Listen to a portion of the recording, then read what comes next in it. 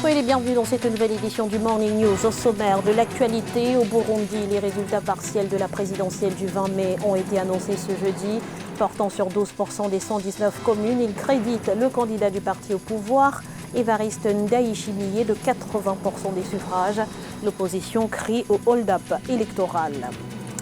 La pandémie de coronavirus faisait craindre le pire pour l'Afrique. C'est plutôt l'inverse qui semble se produire. Dans certains pays comme la Sierra Leone, cela est dû à l'expérience acquise durant l'épidémie d'Ebola. Et relativement épargnée mais ébranlée, l'Afrique subit de redoutables contre-coups économiques du Covid-19. Au Cameroun, les autorités planchent d'ores et déjà sur un plan de relance économique. Je vous le disais en titre, au Burundi, les résultats partiels de la présidentielle du 20 mai ont été annoncés à la surprise générale ce jeudi.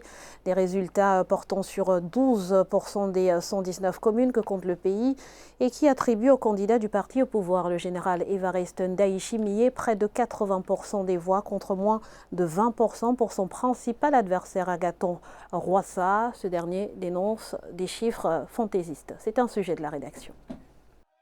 Marqué par une campagne électorale sous haute tension, le triple scrutin du 20 mai au Burundi semble connaître une brusque accélération de son calendrier électoral.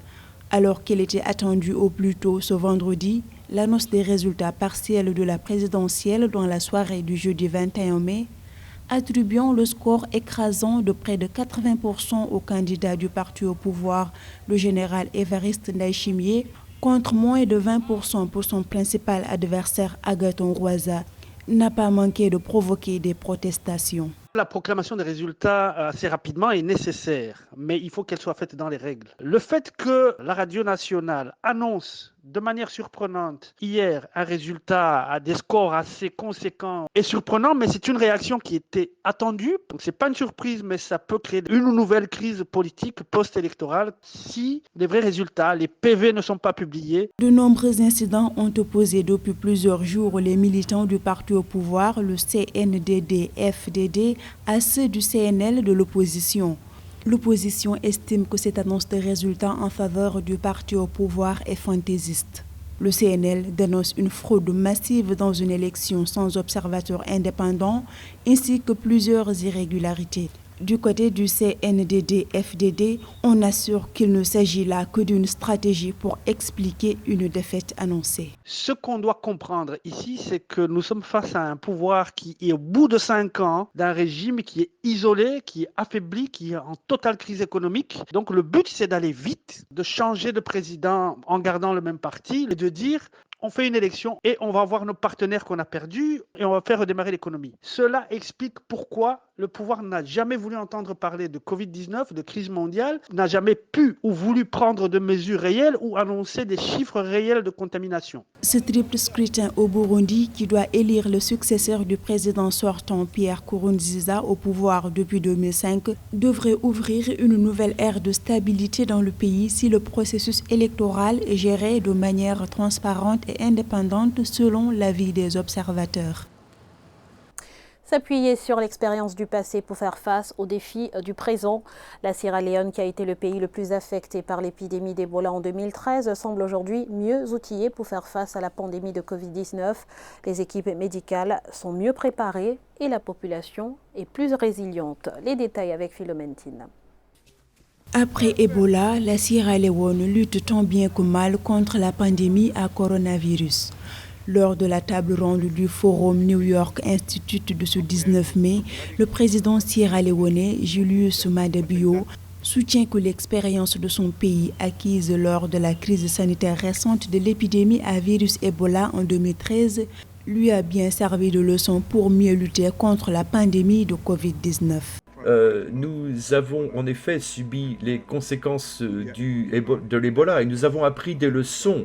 Lorsque nous avons entendu parler qu'il y avait le Covid un petit peu partout, nous avons tout de suite mis des mesures en place. Nous n'avions pas fermé nos frontières, mais nous étions très vigilants.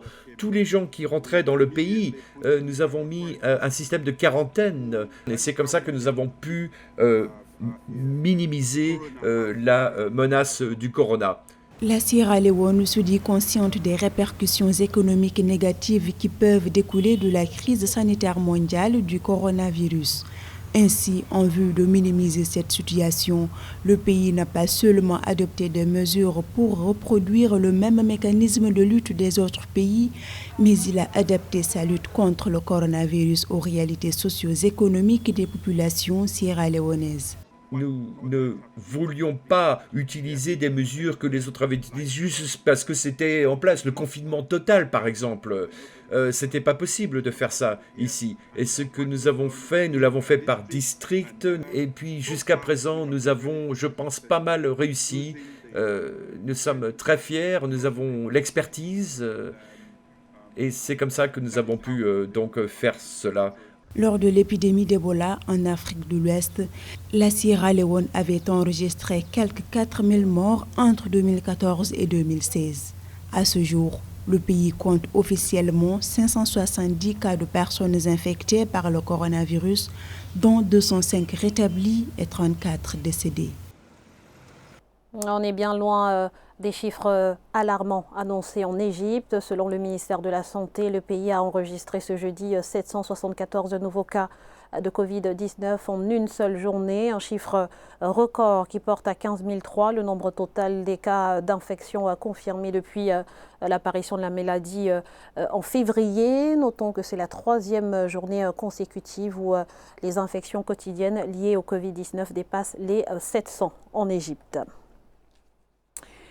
La pandémie est donc toujours en phase d'expansion sur le continent, malgré les mesures adoptées de part et d'autre qui impliquent bien souvent le port du masque obligatoire. Comment l'expliquer? Faut-il changer de stratégie? El Hadji Ndiaye, notre correspondant au Sénégal, nous apporte quelques éléments de réponse.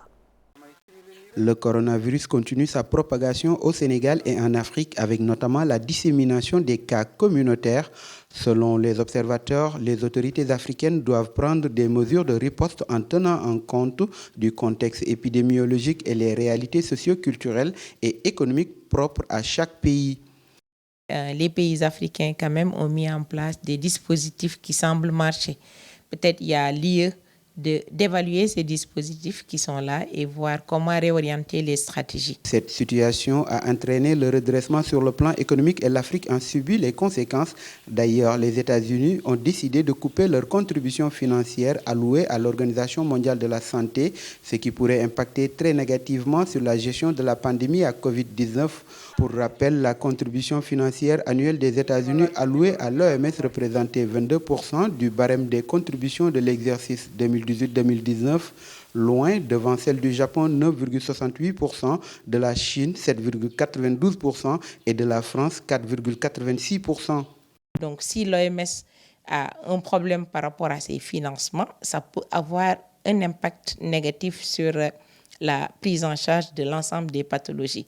Mais ce qu'il faudrait également, c'est qu'il faut une concertation, plus de concertation et surtout une bonne coordination au niveau africain pour une prise en compte à l'échelle continentale de tous les problèmes de santé.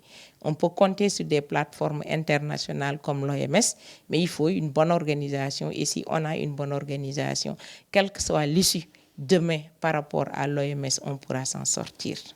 En Europe, par exemple, l'adhésion de la communauté au respect des mesures barrières édictées pourrait être un gage de succès dans la gestion de l'épidémie, ce qui n'est malheureusement pas souvent le cas en Afrique. C'est fort de tout cela que certains pays d'Europe peuvent envisager un déconfinement progressif avec beaucoup plus de sérénité que dans les pays africains. En revanche, l'Afrique présente également des atouts non négligeables liés à la jeunesse de sa population notamment. De plus, la progression de l'épidémie y est très lente comparée à l'Europe. Ceci pourrait être mis à profit pour assurer une meilleure gestion du déconfinement dans certains pays africains. À l'urgence sanitaire provoquée par le Covid-19 s'ajoute le contre-coup économique. Au Cameroun, les projections de recettes budgétaires 2020 sont devenues irréalisable, forçant les autorités à mettre en place un plan de relance économique. On fait le point tout de suite avec Thierry Ndassa. La pandémie du coronavirus n'a pas épargné l'économie camerounaise. Dans un rapport rendu public en avril par le patronat camerounais, 92% des entreprises ont déclaré que la pandémie du Covid-19 a un impact très négatif sur leurs activités. Les petites et moyennes entreprises et les entreprises de services étant les plus affectées. Selon l'étude, 44% des entreprises ont déclaré que leurs achats et approvisionnements sont directement affectés par la crise sanitaire. La relance passe d'abord par le maintien d'une activité minimale, la discipline budgétaire, ne pas s'enfoncer dans la spirale de l'endettement et ensuite mettre en place de manière efficace toutes les mesures, toutes les facilités qui ont été décidées par les très hautes autorités pour que les entreprises puissent effectivement le ressentent. Et je pourrais ajouter un quatrième point.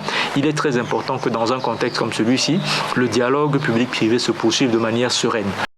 Le coronavirus a également causé la chute des cours des matières premières sur le marché international, mais aussi une forte baisse des places boursières. Les projections des recettes budgétaires 2020 d'un montant de 4 850,50 milliards de francs CFA sont devenues irréalistes selon certains observateurs. De plus, suite à la chute du cours du baril de pétrole brut, le Cameroun devrait revoir à la baisse ses ambitions en termes de recettes pétrolières, établies initialement à 443 milliards de francs CFA pour 2020. Si dans les pays qui nous entourent, si dans les autres pays, en Chine, en Europe, aux États-Unis, la pandémie ne continue pas de s'estomper et qu'on a plutôt ce qu'on appelle la deuxième vague qui est redoutée par tout le monde et qu'on est reparti pour 406 mois de confinement, ce sera une année blanche économique. Et là, c'est synonyme de catastrophe parce qu'aucun État au monde, même les plus développés, ne pourront de manière durable maintenir l'interventionnisme qu'ils ont eu pour aider les économies à rester à flot tant bien que mal. Selon le ministre camerounais des Finances, Louis-Paul Motazé, avec la diminution des échanges extérieurs, les importations vont elles aussi baisser, entraînant ainsi une baisse considérable des recettes douanières. Dans le reste de l'actualité, une lutte efficace contre le réchauffement climatique ne pourra pas se faire sans l'Afrique, car pour atteindre les objectifs environnementaux, la production de minéraux devra augmenter de près de 500% d'ici 2050. La mise à contribution du sous-sol africain est donc incontournable selon la Banque mondiale. Les précisions d'Aménédier. Se basant sur les prévisions établies dans le cadre de l'atteinte des objectifs climatiques, limiter le réchauffement climatique passera nécessairement par le sous-sol africain. Une assertion de la Banque mondiale se référant aux ressources à mobiliser, soit par exemple plus de 3 milliards de tonnes de minéraux et de métaux pour limiter la hausse de la température du globe à 2 degrés Celsius. L'Afrique, comme c'est connu de tous, est un acteur à moindre échelle en termes de pollueurs. Par contre, elle subit plus. La majorité des minéraux utilisés pour développer les énergies renouvelables, notamment le solaire et autres, sont pour l'essentiel présents au niveau de l'Afrique qui regorge de grandes réserves. Nous devons déjà prendre conscience du rôle que nous devons jouer dans cette transition. Selon le rapport sur l'impact de la transition énergétique sur la demande future en minéraux, la baisse du réchauffement climatique passe par le déploiement des centrales éoliennes, solaires et géothermiques nécessaires pour le stockage énergétique. L'Afrique, regorgeant de producteurs miniers incontournables pour les industries, se verra davantage sollicitée, surtout les compagnies d'électricité, pour s'assurer que les émissions sont minimisées. Les États africains doivent déjà faire l'effort de mettre sur pied ou davantage de développer des mécanismes de bonne gouvernance. La plupart des budgets alloués aux politiques énergétiques ne sont pas toujours signifiants. Il faudrait qu'on évite cette habitude malheureuse que nous avons de pouvoir exporter nos minéraux encore à l'état brut. Pour répondre à la demande en vue d'atteindre les objectifs pour 2050 en matière de climat et d'énergie, la production de minéraux tels que le graphite, le lithium et le cobalt devra augmenter de près de 500% d'ici à 2050 par rapport au niveau de 2018. Le secteur de la transmission électrique bientôt ouvert aux investisseurs privés en Ouganda, une libéralisation qui permettra l'afflux de capitaux pour la construction d'infrastructures nécessaires à l'acheminement. Il faut dire que le pays accumule actuellement un excédent de production de 450 MW en raison du faible développement de son réseau électrique. Les précisions d'Aïssa Toubari. En Ouganda, les autorités s'apprêtent à ouvrir le secteur de la transmission électrique aux investisseurs privés. À travers cette libéralisation, le pays compte mettre en place un système permettant d'écouler sa production électrique. Les fonds nécessaires à ces travaux d'infrastructure sont supérieurs aux réserves nationales en devises étrangères qui sont d'environ 3,3 milliards de dollars selon Bloomberg. Le gouvernement explore actuellement la possibilité d'ouvrir la transmission électrique à l'investissement privé. Nous avons plusieurs centrales en cours de développement et nous avons besoin de nous assurer qu'il y a assez d'infrastructures électriques pour acheminer cette énergie vers le consommateur. Le gouvernement a en effet procédé à la privatisation partielle de ces deux segments au début des années 2000.